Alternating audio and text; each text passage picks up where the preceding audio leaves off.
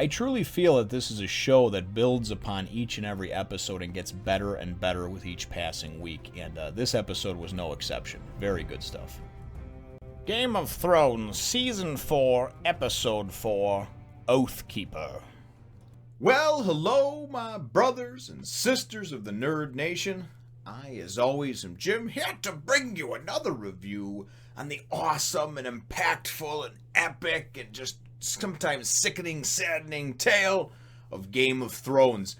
This is the fourth episode of Season 4, and it was a good one. It was called Oathkeeper, and we'll get to the reasoning for that and the whole kind of meaning, in my opinion, a little bit later on. But the scene is nice because last week's episode ended with obviously Daenerys and her army outside of the city of Meereen, and them firing catapults with these crates and things like that, and barrels filled with slave collars, slave chains, handcuffs, things of that nature. After she gave her speech to everybody in Meereen, and mainly trying to cause a mutiny from within, which is a very smart thing to do, rather than try a frontal assault on a city, a siege that would take weeks or months, and you'd probably lose thousands of troops. She was trying to cause dissension amongst the ranks from within. But that's how the episode ended. It ended abruptly, one of the slaves looking at one of these collars, And that's right where it picks up. And that's kind of what I really enjoyed, especially about this episode more than any other, because there were so many times where one scene, there was characters talking about something that was going on, and this other character they were talking about, then it transitioned into a scene showing that character. And it did it several times, which I thought was great. So first of all, we've got Daenerys and company, and we wind up seeing a little bit of, which I thought was kind of nice. At first, I didn't know what to think about it, but we wind up getting the character of Grey Worm and of course the battle commander, her commander of the Unsullied, and we wind up seeing some development amongst him as he's learning and being taught English by her, well, not English, Westerosi, I guess you would call it, by Daenerys' right hand, and I forget her name for the life of me now. I'm actually getting very good with a lot of the names, but that one I seem to forget. Anyways, it was a good scene, and it was kind of touching because they both talked about their backgrounds and their histories, how they were, went into slavery, and then when Grey Worm talks, he says, before Unsullied, I was nothing, so he's still got that mentality of that I'm nothing, I'm only this Unsullied. And I didn't know how to feel about the scene at first because honestly, although it's a cool character that you'd like to see get a little bit of development, these Unsullied, it's hard to me, it's hard to bring a character like that and make it a legitimate, believable talking part character, because they're slaves raised to kill, pretty much from birth. Before they can walk, they know how to fight. Their private parts are cut off. They have, they'll fall on their sword if you tell them to. They're really more machine than man, I guess you would say. And I don't say that lightly either, So it is neat on one hand to see a little bit of characterization, but on the other hand, you're just like, okay, I don't know how long this is really going to last, because you're trying to give names and faces and personalities to characters that are supposed to not have names and faces and personalities. They're supposed to just blend in with each other and just pretty much be like robots, just do unconditionally what you want.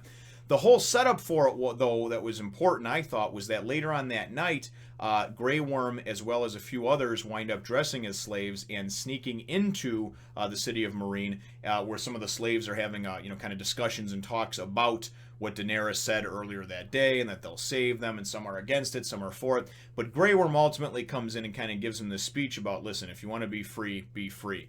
I was Unsullied, but now I follow Daenerys Stormborn, but I follow her as a free person, and even 1 minute of freedom is I would trade for a life of being a slave. So it was very good, and it was very well done, I think. And the bottom line is that they wound up bringing bags of swords and things like that to cause a rebellion from within. And as I suspected from last week, causing that dissension amongst the ranks, a slaver city like this Meereen, a large city, by the way, too, is, the slaves outnumber the masters 3 or 4 to 1, they say, So if you go and you get them to turn against the masters, which they did, and especially from within, you can conquer a city without ever having to breach its walls. And ultimately, that's what we see happen yet again. The pinnacle of the episode for me, though, was at the end of it. If you remember, there was 163 mileposts that they had on the way to Meereen that had slaves, and they were children, slaves they're on these mileposts and pointing towards Meereen. And a couple episodes ago, Daenerys made mention of that, and that she would see every one of them before they were taken down and buried on the way there. And that was her way. It was her way of a visual reminder of being able to then go and enact justice, or what her form of justice, upon these slavers.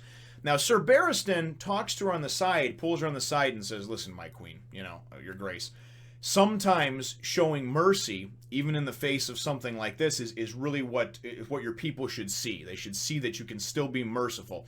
And Daenerys says, "This isn't about that. This is about there has to be justice for those that were killed, those that were wrongfully killed." And honestly, I like it, because Daenerys, for the most part, because of her wanting to go on this quest and her whole platform being free the slaves, it's very good, it's very positive, but it's also a change from really what everybody else is kind of trying to do in Game of Thrones, which is backstabbing, deceit, rape, incest, murder, whatever, right?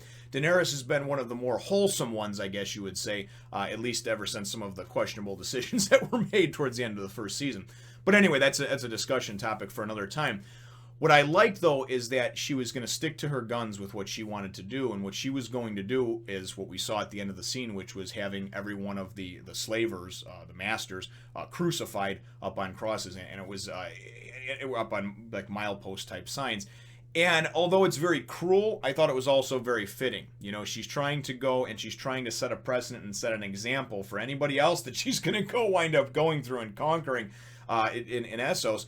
That you don't mess with me, you don't fuck with me, okay? I am not this weak little girl, you know what I mean? In addition to my army and my dragons and everything else, I will have vengeance enacted upon you. And I think it was really just, it was kind of to set the tone to show others that may hear about her, because obviously the word spreads and things like that. And the next thing you know, you've got people, thinking twice about slavery, right? So I thought it was very well done. The scene itself was very good. And then we can obviously move on and transition into the next one. And the next scene takes us to King's Landing, and we wind up seeing Bronn fighting with Jaime. They're, sparring, I guess. Bronn is trying to teach him how to fight with his left hand.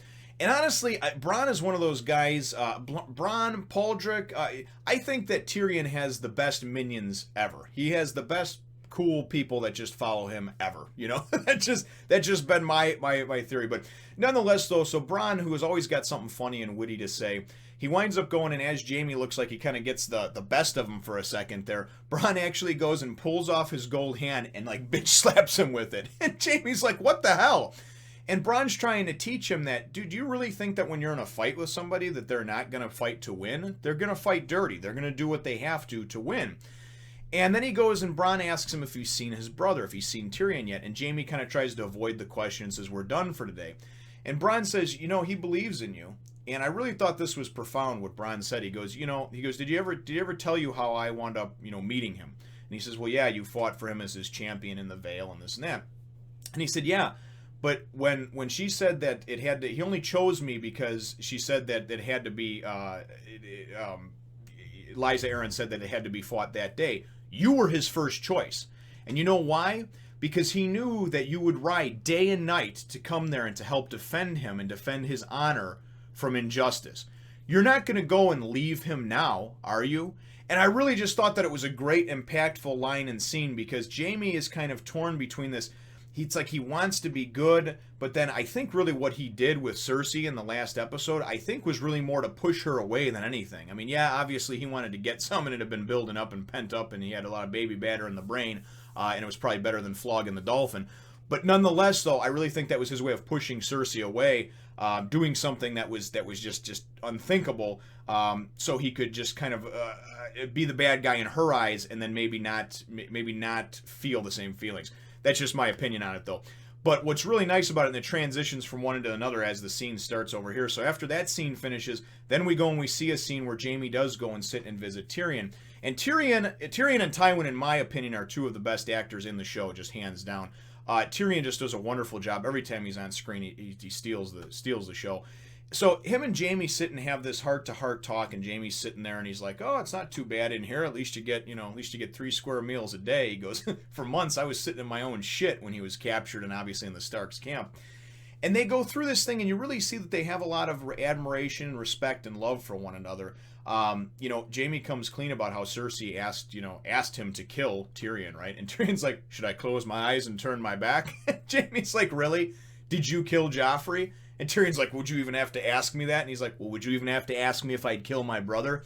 And it was just a very well done scene, because Jaime is he wants to be able to help Tyrion, and he wants to know how he can help Tyrion, and Tyrion says, well, you can let me free, and he says, that would be treason, I'm the king's guard and this and that. We have to figure out a way, or figure out who it was that actually did this. And Tyrion brings up a good point. He goes, Cersei wants my head on a spike no matter what. And the way that this is going to go, and it's going to go and be skewed, it doesn't matter if the person who actually did commit the crime was there red-handed with the poison and admitted to their... Cersei would still want to blame Tyrion and put Tyrion's head on a pike.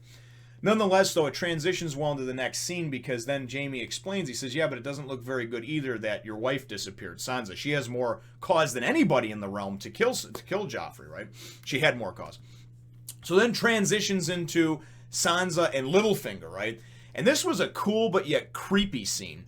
Littlefinger, we know, has aspirations of greatness. And Littlefinger, we know, purposely tried to go, and as he was master of coin for all those years, purposely got the kingdom into debt, and has them owing millions to the Iron Bank of Braavos, millions to the Lannisters. He was trying to cause this financial breakdown from within, basically. All because of his whole, amongst chaos, you can rise from that, So, so he talks to Sansa, and she's like, I know that it must have been you, but I know it wasn't this and that. And she's trying to figure out who exactly worked with him to kill Joffrey, but she knows that it was him. And then she goes and she brings up a good point to him, and I thought this was really good. She says, why would you do that to the Lannisters? Gave you a title, they gave you Harem Hall, they gave you lands, they gave you... what? And he goes and he says, a man without a motive is a man that they don't look at, is somebody that's not going to be a suspect. So his whole theory and thought is that I did it because, number one, Joffrey's a piece of crap. He's not a good king for the realm. He's not somebody that can be controlled. He's a wild, mad dog. But the bottom line is that he did it because he could. He could, and I think in his mind it's this power play type of thing, because then she says, what is it that you do want? And we find out they're on the way to the Vale, because he is going to marry Lysa Arryn. He was there for weeks during this whole thing, obviously courting her and explaining to her that this would be a good marriage, a good solid marriage for the strength of the realm and everything else. And she's obviously going to do it. I don't know if her 8-year-old is still sucking on her titty, is still a little titty sucker. I'm not sure. We haven't seen her since season 1. But we know that Sansa's on her way there, and we also know, even though we didn't see them in this particular episode, we know that the Hound and Arya are on their way as well. So are they going to meet up there? Are the sisters going to actually see each other? I don't know. But Littlefinger's response to her about when she says, what is it that you want? And he says, everything. And I loved how he did that with the everything, because he does. He wants everything. He's a person who will cause... He's one of the most dangerous people right now in the realm, because whether you agree with me or not, and you see the guy being able to raise armies or get people to follow him, it doesn't matter. He's smart enough, manipulative enough, and he's so cold in the way that he's able to do things. He's just a cold-hearted person. It doesn't matter to him what happens, So, anyway, as he explains to Sansa about how, because she says, well, I know it wasn't Tyrion. Obviously, it wasn't her. Even though she's looked like that, she's been implicated, and so is Tyrion. It wasn't her, right? So, we wind up going and finding out then, and then it transitions to the next scene as he talks about his new friends and his newfound friends that he has, and they had an interest in seeing Tyrion dead. We then see this great scene between Marjorie and Olenna Tyrell, the Queen of Thorns, they call her. And she all but comes out and tells Marjorie that she killed Joffrey, that she had to. And Marjorie's like floored, But the whole point of this conversation that it transitioned to was that Olenna explained that you need to be able to do the best you can before Cersei gets her hooks into Tommen to go and establish yourself because you are going to be his wife and the queen, right? So then it transitions into the next scene, which is kind of cool, and it was a little creepy at first, though, because I didn't know what she was going to do to this kid. She sneaks into Tommen's bedroom, right, at night. And this kid's probably only 10 or 12 years old, So, I mean, he's maybe getting to the point where he's having a wet dream here or there. But nonetheless, she comes in. She's got all kinds of... She looks good. I mean, she's a very attractive young woman. She comes in and she kind of has this little midnight rendezvous with him and says about how he can't tell his mother and everything else. Because he's like, well, mother says I can't have visitors at night. And she has this nice little scene with him where she's really just trying to explain that he's this good person and she wants to be good to him, and that when he's of age and they get married, she's going to be his. And even though she doesn't wear a cleavage-bearing dress, which probably would have been a little over the top, I kept waiting for her to go and just kind of go and rub up on him and give him a little half-hearted hand job or something. the point is that she came in and she was, number one, yeah, he's at that age. He's probably just excited thinking, oh my God, this is going to be mine. But really what it was is she was establishing herself and her role as his future wife. And what kid is going to go, yeah, sure, you're tied to your mother's breast and everything else, so to speak, but when you go and you see, hey, geez, mom's not going to be around forever, and this is going to be my wife, and my God, does she got a nice rack. And I think really, you know, it was kind of getting her hooks into him, which was done very, very well. And I just thought was one of the pinnacles of the episode, just the way that she snuck in, the way she did things. So things wind up transitioning though to a very uncomfortable scene between Cersei and Jaime. And Cersei just straight out asks Jaime to go after Sansa. You know, well, she said, if I asked you to go after Sansa and kill her, would you, you know? And then it goes into this whole thing about, you know, she says, well, why did Lady Catelyn let you go? Why did Catelyn Stark let you go? And he says, well, because it was to be when I got here, it would be in exchange for me returning her two daughters, right? Obviously, they think Arya's dead and that she's gone. Sansa's missing now anyway. But Cersei goes and is trying to question his loyalty. Is it loyalty to your family, or would it be loyalty to your oath in the realm? And this is where that Oathkeeper, you know, starts to come in. Well, obviously the whole name of this episode was Oathkeeper. And and this is the beginning of the reasoning for it. Jaime really wants to be that White Knight, I think. I think he has a lot of honor. He has a lot of great things. He really wants to do some good things. He wants to do some good. And after he has this uncomfortable sort of meeting with Cersei, and they don't really talk about the sort of half-rape thing and everything else, and I'm not even going to get into that anymore because I think the scene was just portrayed very badly and very poorly. But at the end of the day, I still think that it was, I just think it was handled wrong, but I think that they're just kind of glancing over it now because they realize that maybe it was handled wrong to begin with. I don't really know. I don't know how these things are individually shot and contained, what director does what. Alls I know is that, you know, HBO has vehemently denied that it was like a rape, that it just appeared that way, and that it was more consensual after he went and actually got it in her. I don't know. But anyways, it winds up transitioning into the next scene, which is great, which is a scene between Jaime, and Brienne of Tarth. And his sword, the Valyrian sword, which I found out, I've been watching a lot of history of Westeros and finding out the background, the backdrop. These Valyrian swords, Valyria has been gone for quite some time, and that's where the Targaryens wound up coming from, and then eventually Aegon Targaryen wound up coming across the Narrow Sea from Dragonstone, where they were like kind of holed up on this island, and with his dragons, and just conquered the Seven Kingdoms and had them all under his rule a few hundred years ago. But these Valyrian steel swords, because this stuff is like next to impossible to find now, there is none anymore. There's pretty much only a certain amount in existence. The stature and status of your house being strong, some of it is based on strengthening your house, is based on if you actually have a Valyrian steel sword or not. And the Lannisters have not had one for generations in their, from what I've read and seen and everything like that, in their house. So this is a big thing for Tywin to be able to have these things melted down and then reforged into two of these swords and give one to Jaime Lannister, his next heir apparent, blah, blah, blah, right? So, even though Jaime doesn't want to be the heir apparent and he swears off all lands and titles being in the Kingsguard, and that's what he wants to do. He's the one-handed man. But anyway, so this sword, though, is very symbolic. And Jaime goes and gives it to Brienne, right? And this is the Oathkeeper thing. First of all, he winds up asking her, he says, all good swords have a name. What are you going to name it? She calls it Oathkeeper. And she calls it that because he goes and says, I need you to go find Sansa, right? I need you to find her, protect her, this and that. So this is going directly against what he would have just said to Cersei and everything else. And it was done very well because you see that Jaime still has a lot of honor. And I really liked this. And he winds up, he had some new armor made for her and everything else. He's going to send her off. And as he goes to see her off, who is going off with her but our buddy Poldrick, the squire that wound up being told to leave last episode by Tyrion. So now you get to see the adventures of Brienne of Tarth and Poldrick. And I like both characters, so it's going to be great. And that's where she goes and explains how she says, I named the sword Oathkeeper. And he says, keep your word to Lady Catelyn and bring back Sansa, or protect Sansa, or whatever he says. Find her and protect her, make sure she's okay. And because nobody knows where she is, obviously. Nobody knows Littlefinger took her, And anyway, and she goes and she says, I'll keep the oath, and I'll keep the oath for you as well. So you kind of see a little bit of that chemistry there between them, and I really think that he kind of likes her, because as she walks away, he's got this longing look on his face. But the scene was just done very well, and again, like I said, that was the whole crux of the name of this episode was Oathkeeper.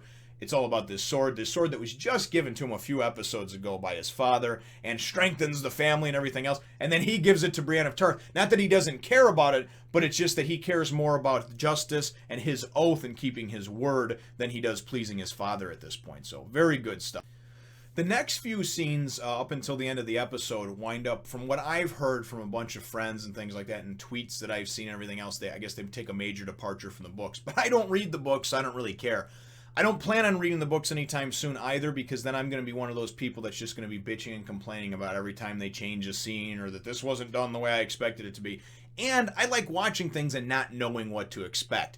I like going and getting into something and not having been spoiled on what happens, 2 books from now, which would be 2 or 3 or 4 seasons from now. So to all the book readers out there, hey, great, wonderful. I'm happy when, they do things that are up to your expectations and meet your expectations. And when they don't and they make a departure, there's obviously a reason for it. Maybe it translated better into a scene on the screen. Maybe they had to fill some time. I don't know. All I know is the next few scenes take place at, the next scene obviously is at Castle Black. And we wind up finding out the acting commander who's had it out for Jon Snow since the beginning figures that he winds up getting advice from another guy and finding out that that they're actually going to wind up taking a vote. Maester Aemon, I believe his name is going to wind up taking, he's going to call for a vote, and basically it'll be a vote by popular demand of who's going to be the next commander, right, of the Night's Watch.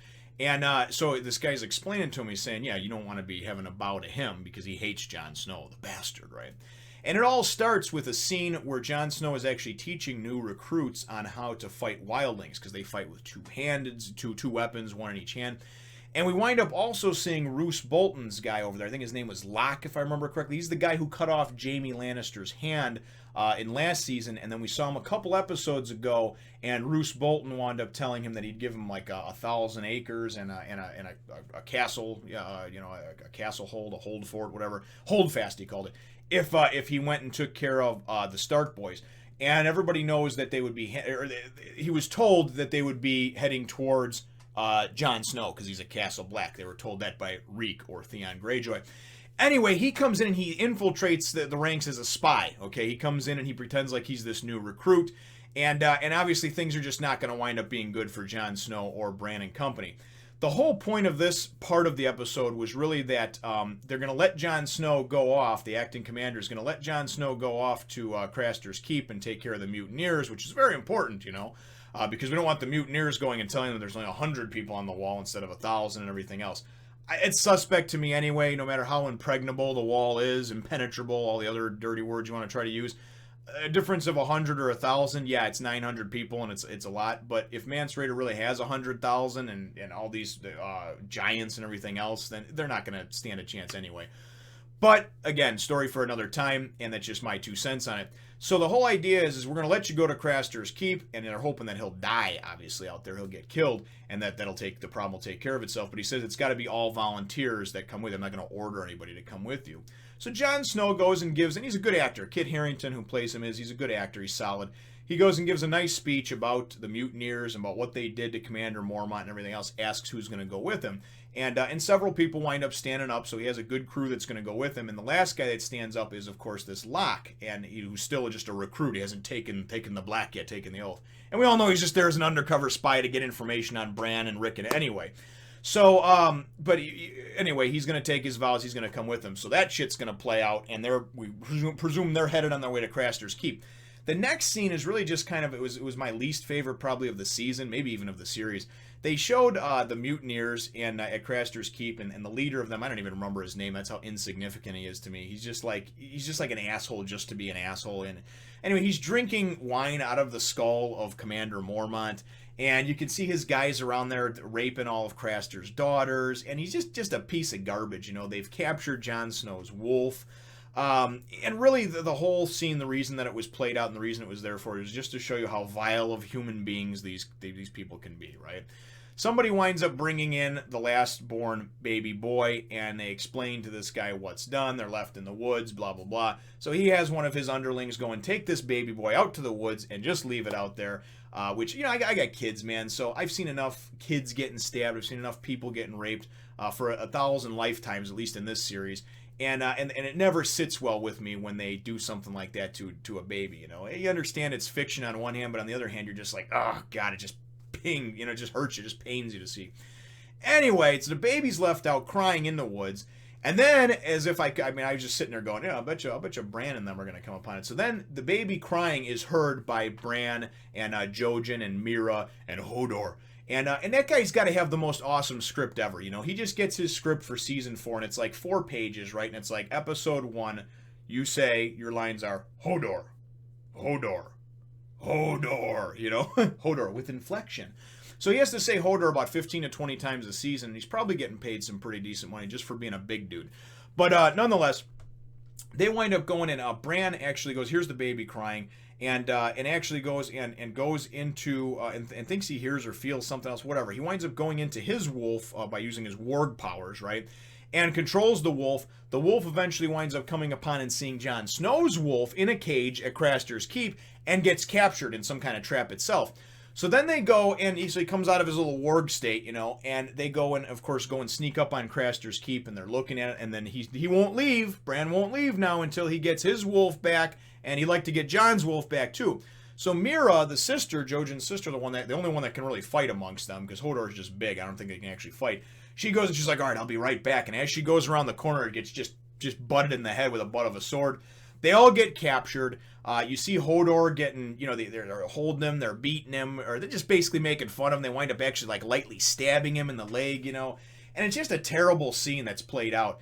And this idiot's going and he's going to wind up killing one of this mutineer is going to wind up killing one of them. They don't give information on who they are. Eventually, Bran comes out and says he's Brandon Stark, right? And one of his guys, one of the mutineers, is like, oh, it's Jon Snow's brother, So now this dude knows he's got something or someone of value. And this is the part that apparently wound up, I guess it was very different from the books. That's what everyone has said to me. And again, I don't care, because if it's different, maybe it's better, maybe it's more action-packed, but to me, it's the only thing, and I think it's okay, and I think it's the most interesting Bran story has been in probably a season and a half. Although I think that he's going to play a big part in things down the road and at the culmination of the White Walkers and the attack and all this other sort of stuff north of the Wall. I think that up until this point, his story has been very, very segregated and separate from everybody. I mean, the high point was probably him running into, Samwell at the end of last season, Samwell and Gilly at the end of last season. But then, of course, I got to go to the north of the Wall, and this, then he didn't come with him to even meet up with Jon Snow, to even ask for his help, any of that stuff. He's just, all of a sudden, hey, I got to go north of the Wall. It's what the vision tells me. I'm a warg. So anyway, I think this is the most interesting his story's been, because now we've got Jon Snow and of course this Locke headed up to Craster's Keep, and Locke, who knows when he's going to stab him in the back. He's only trying to find the last living heirs of the Starks, which would be Brandon and Rickon. Jon Snow, even though he's a bastard, he can't take in those titles anyway, because he's sworn oath to the Watch, so he's just using them for information. Nonetheless, though, you've got this guy Craster, who's, he's got his people raping women, he's drinking wine out of a skull, so clearly he's not a good person, right? So we know the shit's going to go down with there. Very interesting to me.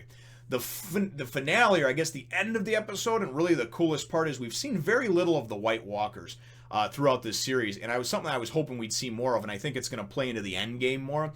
But these things are just creepy looking, period, right? You see one of these things actually riding on a horse, and it has the baby. It's picked up the little baby that was left out in the woods. And you see it go, and it rides out to this area that looks similar to, like, if you've seen the Superman movies, it looks like his Fortress of Solitude. Kind of, just sort of like this weird ice stuff, like ice cast, I don't know.